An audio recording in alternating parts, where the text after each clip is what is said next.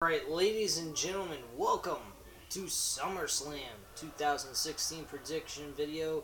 This pay-per-view will occur on August 21st, 2016, of course, Sunday night at 7 o'clock. The pre-show will be at 5 o'clock. They have a lot of shit going on for this event. Hopefully it turns out to be well worth everybody's time. Pretty sure it's going to be over 4 fucking hours like a WrestleMania pay-per-view. And I pretty damn hope that this fucking event is worth my time and yours.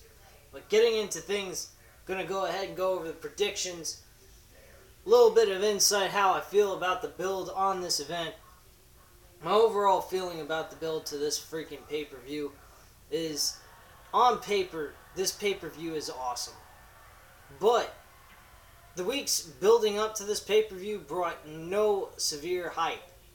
There were two matches, and I mean two fucking matches, that had any kind of hype whatsoever to it, and the rest of it was just utter and complete. Who gives a fuck?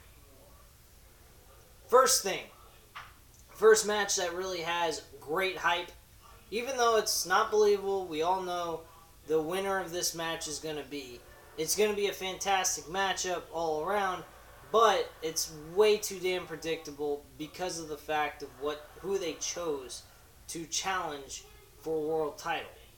And that would be Dean Ambrose and Dolph Ziggler. Dolph Ziggler and Dean Ambrose both together put on a great build towards their SummerSlam match. They sold a lot of good topics. They sold why would Dean Ambrose take Dolph Ziggler seriously? Within his career in the last few years since he lost the World Heavyweight title, he has done nothing. He's achieved nothing, except a few things here and there. A couple of title wins with the IC Championship, and that's about it. The rest of the time being for the last year and a half, he's been nowhere to be found, nowhere near the main event, and not even competing against a big name star.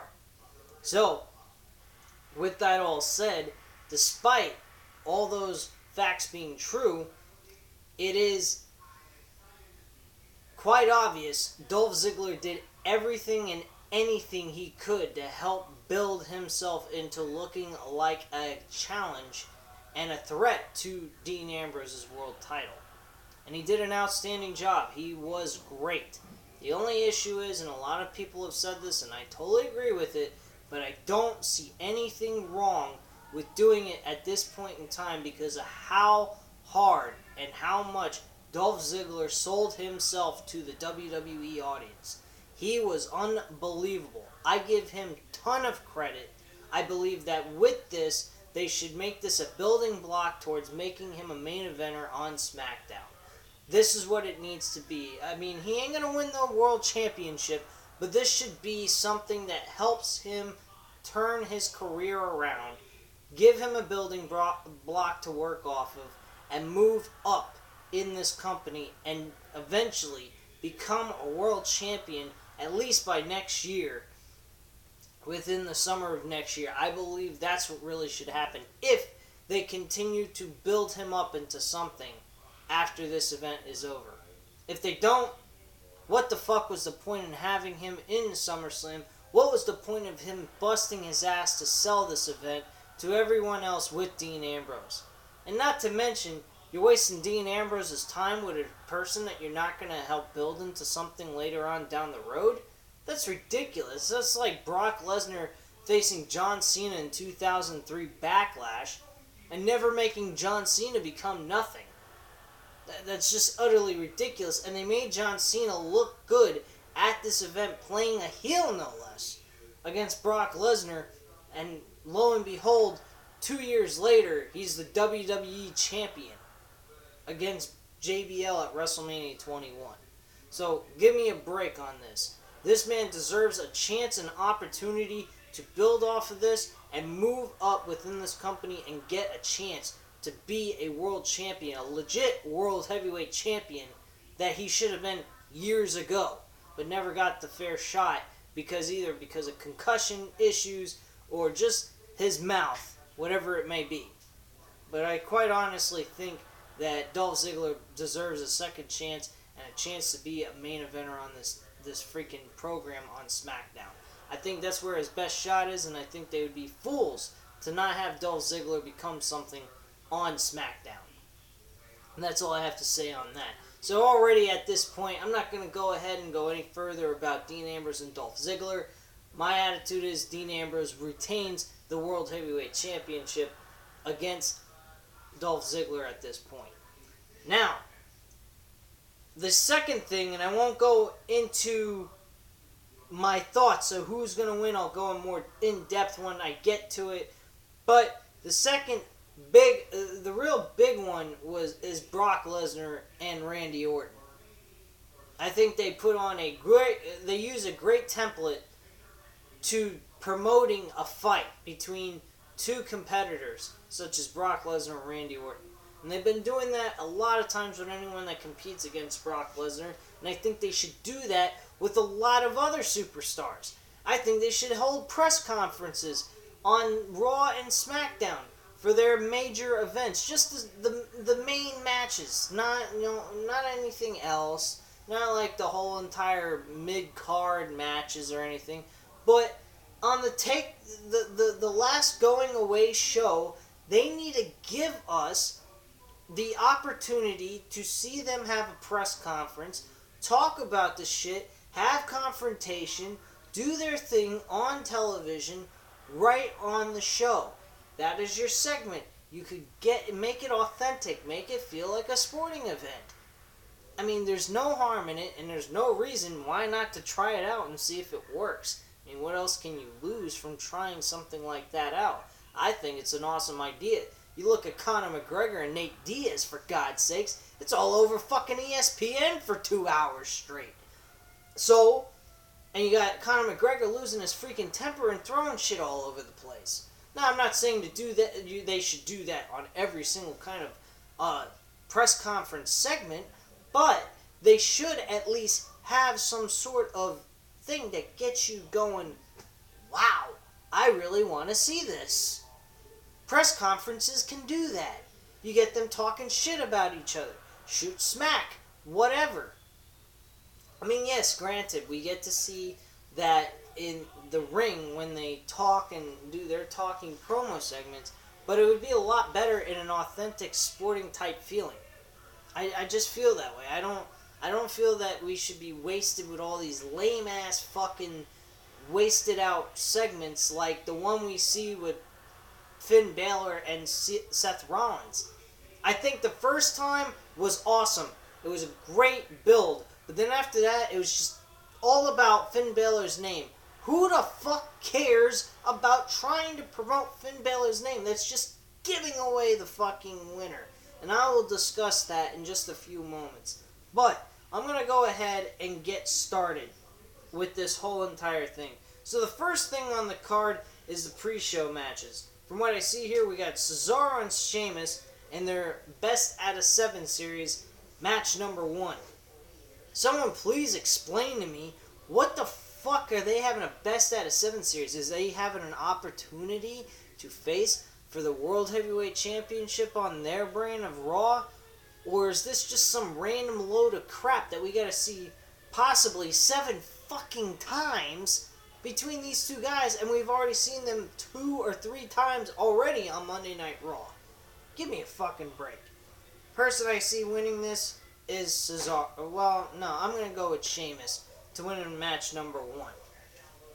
Alright, so, moving on to match number 2 for the pre-show, Sami Zayn and Neville versus the Dudley Boys. Shouldn't this match occurred on fucking Monday Night Raw? Like, what is the point of the Dudley Boys facing Sami Zayn and Neville?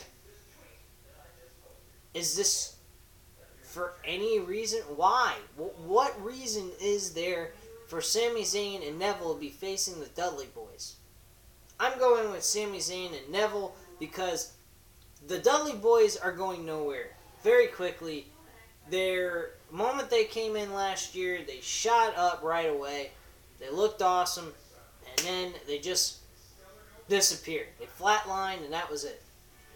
They haven't done nothing since. And anytime they're on TV, they're losing. So what the fuck's the point of having them on even a pre-show, for God's sakes? They shouldn't even be on the card for how horrible they're doing.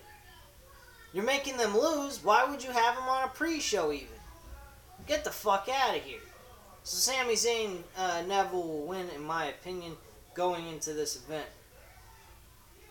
The American Alpha, Jason Jordan and Chad Gable. The Hype Bros, Zack Ryder, Mojo Rawley, and the Usos versus Breezango, the Ascension, and the Vaudevillains. Are you guys getting this? Am I losing my... Am I having deja vu? Didn't they have this fucking match on SmackDown just the other day? These people are fucking stupid. I ain't even watching a pre-show anyway. I'm just gonna go with the fucking American Alpha winning the match with their team again to defeat these... This is fucking ridiculous. These people are fucking assholes. They're just putting anybody and everybody on their roster to say, ooh, look, we're giving people opportunity to get to be on the fucking pay-per-view. Whether it's a pre-show or just a fucking match on the main card. Get the hell out of here with this shit. Alright, so let's get to the main card. We got Carmella, Becky Lynch, and Naomi versus Natalya, Alexa Bliss, and a person to be named because Eva Marie was suspended from WWE for 30 days. Hallelujah! Thank you, God. She sucks. Nobody cares. She's a lame-ass fucking person to begin with. They're giving her a lame-ass build. They know that she can't fucking wrestle, so they're putting her through all these dumb, lame-ass excuses to why she can't debut. And then they're gonna hide her fucking capabilities in the ring by putting her in a 6-women's tag team match. Fuck you. You suck. This is bullshit. Thank God she isn't even part of the freaking match. I take Carmella and Becky Lynch and Naomi to win this one. Nor do I even fucking care to begin with, so who gives a shit. The Miz will be defending the Intercontinental Championship against Apollo Crews. If there is anybody in their right mind who thinks that Miz should retain the title against Apollo Crews, you're on fucking crack. There's something wrong with you. You need to see a doctor immediately. Apollo Crews needs to be Intercontinental Champion. They need to build this guy up into something. Give him something to work with.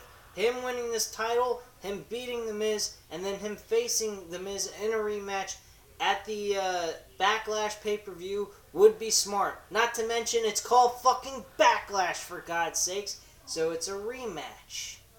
So The Miz will try to get even for him taking his title away from him. Makes a lot of sense, doesn't it? I think so. So yeah, Apollo Crews, I predict that should win the Intercontinental Championship. I think he's got the better advantage. If you look at the two men, their size, their height, their strength, and capabilities, Apollo Crews deserves to be the Intercontinental Champion and work off of being the Intercontinental Champion to eventually getting a main event match with a good opponent in a main event type match feel. Enzo Amore and Big Cass versus Chris Jericho, Kevin Owens. I believe full-heartedly Enzo Amore and Big Cass should walk away with the victory. If they do not, I will be like, who the fuck is coming up with this shit? Last month, they win with John Cena against The Club, who's now challenging for the tag team titles. Why are they challenging for the tag team titles is beyond me. Enzo Amore and Colin Cass should be challenging for the tag titles, while the Club should be doing something else on this Summerslam pay-per-view. But apparently, I guess when you lose, it's perfectly okay. Get the fuck out of here, you fucking insane bastards. Come on, make some fucking sense around here. Make some fucking logic, for God's sakes. But this match, on paper, this match is not going to be bad. I think it's going to be a really good match. I mean, I don't see anything bad with it. It's just the fact that these two guys, Amore and Big Cass have been on a winning streak, have been doing great, have been over with the crowd. I mean, they're being placed with two good opponents, but they should be challenging for tag team gold. And they're challenging two guys that have never been tag team partners before in their lives, that are two great performers, but they're not tag team material. They just started becoming a tag team because they all of a sudden both had to end up, they happened to end up having a grudge against both of these men. So they became a tag team. Who the fuck cares, man? Get the fuck out of here. Alright. So the tag team titles are on the line. New Day is defending against the Club against Luke Gallows, Carl Anderson. Now, Luke Gallows and Carl Anderson play good heels. They're good heel tag team.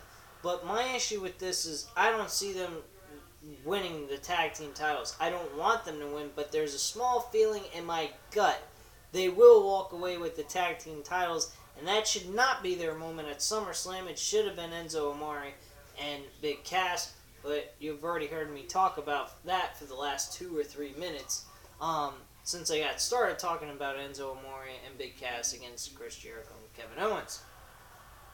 So I'm going to stick with Kofi Kingston and Xavier Woods retaining the tag team titles against Luke Gallows and Carl Anderson. I hope they do. They're a very good tag team. They need to lose the tag titles against another tag team such as Enzo and Big Cass.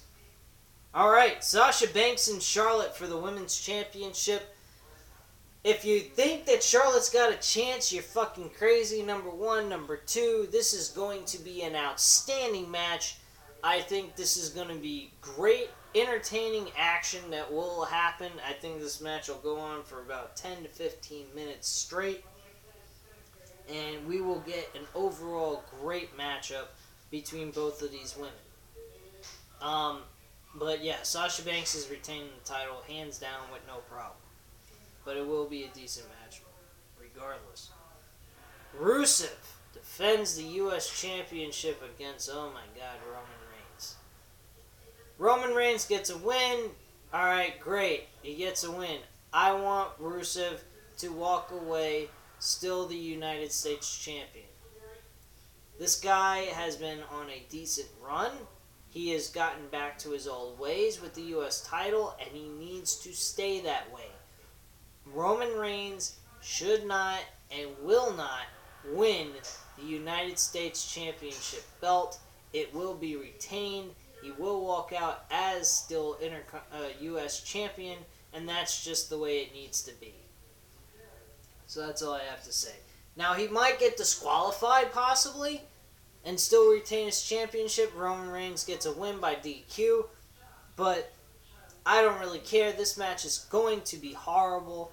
I don't think there is no fucking way they can top what they did on Raw, and that's why there was no reason to make Roman Reigns and Rusev face each other on Monday Night Raw. It should have been for the respect and honor of his wife and for the United States title at SummerSlam. That's what should have happened. Instead, they went about doing all this other crazy shit for no apparent reason. So, fuck them and fuck Roman Reigns. Fuck the U.S. Championship belt. They're going to make Rusev look bad. They're going to make Roman look great. And he don't deserve it. He don't deserve shit right now. He deserves to become a heel, be a dick, and hate on the fans just like the fans are hating on him. And if they can't do that, well, fuck them. Who cares? And they don't want to listen to the fans. And fuck Roman Reigns, and we don't want to see him anywhere near at the top. Anyway, moving on. John Cena versus AJ Styles. This was a pretty decent build-up. I like how they built both of these guys up for their match. It wasn't the greatest build, but it was a decent one. I did enjoy seeing the confrontation they had on SmackDown about 2 weeks ago. No, not 2 weeks ago. It was 3 weeks ago, excuse me. And then this past week with Tuesday's SmackDown, John Cena getting the upper hand over AJ Styles and AJ Styles hitting his finisher on John Cena was pretty cool, and it was nice to see them interacting in some way, shape, or form, showing their dominance on one another. My opinion, John Cena versus AJ Styles. The winner, I believe, should be AJ Styles. Winning by a clean finish and walking away the winner and the new number one contender for the World Heavyweight Championship on SmackDown. That's how I feel about that. Dean Ambrose and Dolph Ziggler for the WWE Championship. I already told you my opinions about that. Dean Ambrose walks away retaining the title. Now, Finn Balor versus Seth Rollins. I'm going to get into this very short and sweet. As I already said, this build was fucking stupid. It was all centered around Finn Balor. You go ahead and you're building this all around Finn Balor's name, and all you're going to do is building for Finn Balor to win. Why would you give away the fucking winner of this match? It makes no fucking sense, number one. Number two, you already screwed up by allowing to show the Demon King of Finn Balor's alter ego appear on Monday Night Raw when it should have been a tease that you will see the Demon King. Then you would see the Demon King actually live on the WWE Network for SummerSlam coming out in the arena. That's how it should have been. Seth Rollins should be coming out first. Demon King should be coming out second. And that's how it should have worked out. And we should have just gotten like an Undertaker type of tease on Seth Rollins for Monday Night Raw. That's how this should have all went down. And instead, we made the alter ego seem just like another person that Finn Balor plays, when it should be the alter ego that helps elevate Finn Balor to being a winner instead of some fucking just an average Joe alter ego type of character. It's not viable, it's not entertaining, and it gives away too much of the result of this match through clues and bullshit that's thrown in your face. Biggest mistake is giving away the meaning of the Finn Balor name. Why did it come about? You're building everything around Finn Balor. You're not building on both people involved in this match. So all you're going to do is give away the results of this match and make the match seem completely and utterly ridiculous. And if you go with Seth Rollins winning the belt, then all this build-up and hype about the Demon King and Finn Balor's name go for nothing. Now you have no other option but to make Finn Balor your winner. So you just gave away your result, or you have the other option of making the alter ego of Finn Balor mean absolutely nothing. Complete and utter stupidity. You don't do that shit. But apparently WWE don't care, and that's perfectly fine, because quite frankly at this point I don't care either. So fuck Finn Balor and Seth Rollins' match. Finn Balor walks away the Universal Champion. My personal opinion, I think Seth Rollins should walk away the World Champion for Monday Night Raw. Stay champion until WrestleMania. They face each other a second go-round on Clash of Champions, and Seth Rollins still retains the title, not facing the Demon King at all. Not at SummerSlam, nor at Clash of Champions. He should be just facing Finn Balor himself. And then every time Seth Rollins and Finn Balor meet, he always beats him. He beats him 2 times in a row. They break off from that storyline. They help build Finn Balor dusts himself off, builds himself back up into the main event, gets up against a lot of good main eventers, and then at that point, he goes to the Royal Rumble, he wins the Royal Rumble match himself, and then he faces Seth Rollins at WrestleMania 33 for the WWE Universal Championship belt, and comes out finally as the Demon King. Not at SummerSlam immediately. You don't do that. It just takes his whole entire elevation to being the main event and throws it in the toilet. You take your time leading into WrestleMania 33. You get the Demon King. You get that long, theoretical, theater-type entrance that he gives that a lot of people are entertained by and whatnot, and there you go. Instead, they go ahead and want to throw all this at one time. Fucking retards. Don't know how to give any anticipation towards anything. Especially a fucking alter ego, which to me, I don't really give a fuck if he was to use it or not. I just like his in-ring performance. He's a very good wrestler.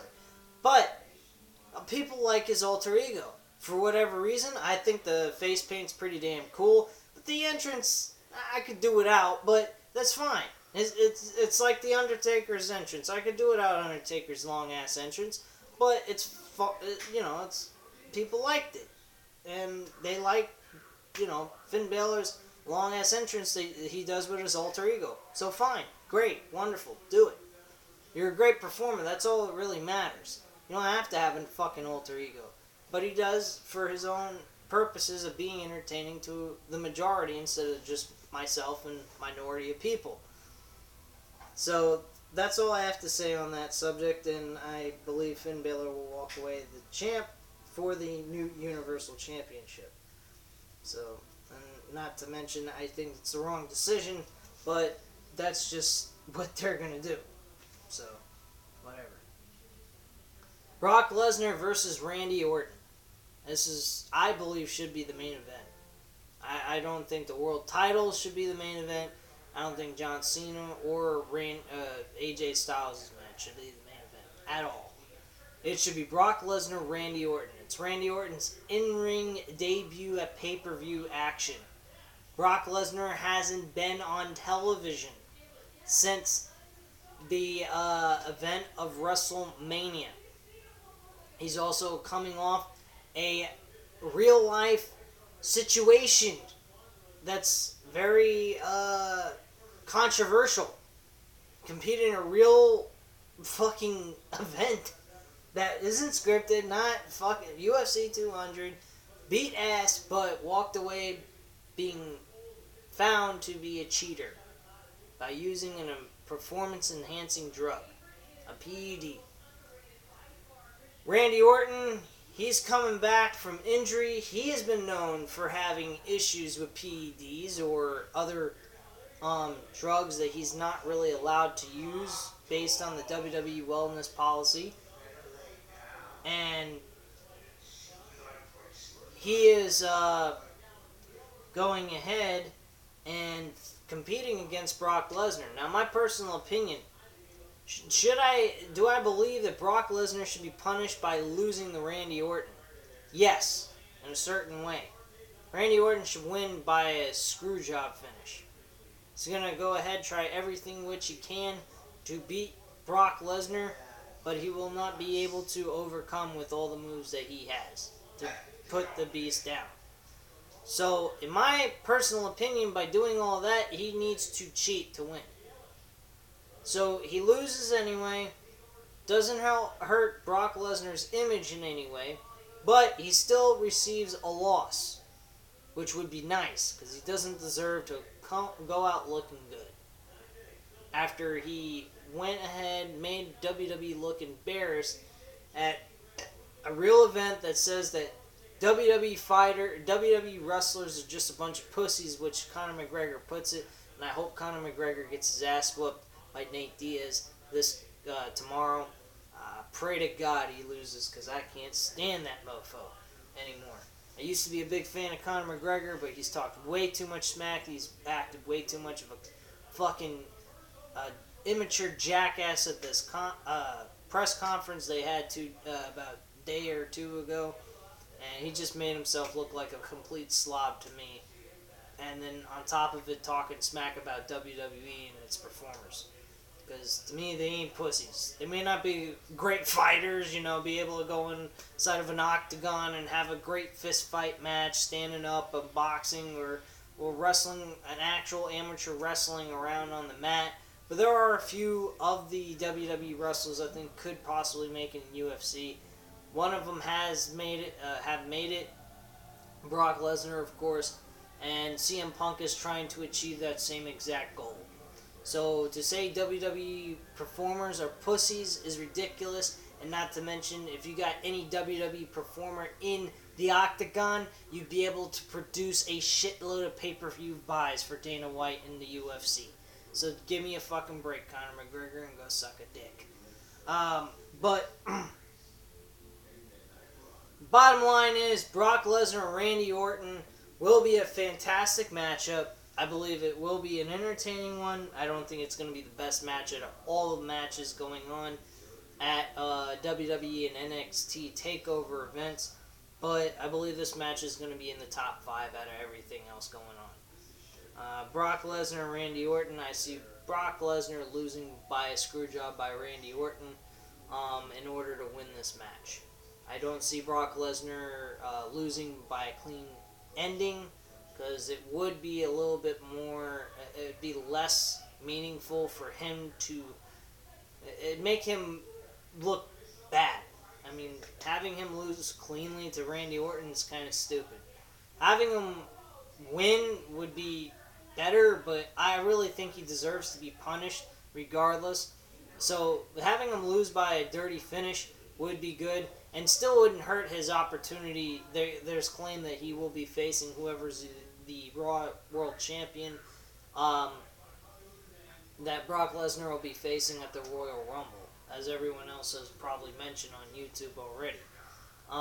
My personal opinion, I don't see that as a bad deal, because if they had him lose to Randy Orton in a dirty fashion, they could do something with Brock Lesnar to help bring ratings to Monday Night Raw. Have him compete in a number 1 contenders match on Monday Night Raw. Have the Beast go one-on-one with someone who's wanting to earn a shot to face the World Heavyweight Champion on Monday Night Raw.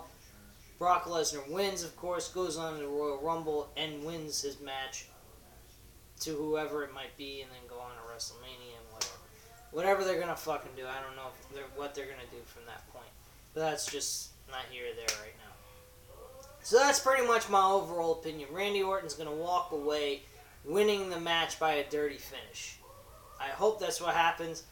The other flip side, Brock Lesnar wins by a clean finish in a great match. That's about it. That's all I can see happening. But that's just my opinion. Please leave your comments and opinions down below. I'd love to hear from you guys. Hit that subscribe button, and have a great night, guys, and I hope you enjoyed watching this review, or this prediction video, and I will definitely see you guys during the weekend. I don't know if I'm going to do NXT TakeOver review. I might do it, I might not. Probably going to do the review since I did the prediction video, and most certainly you're going to see a SummerSlam 2016 review by yours truly, Bruce of World of Wrestling. So anyway, guys, thank you very much for watching. Have a great night, and I'll see you guys soon later on this weekend.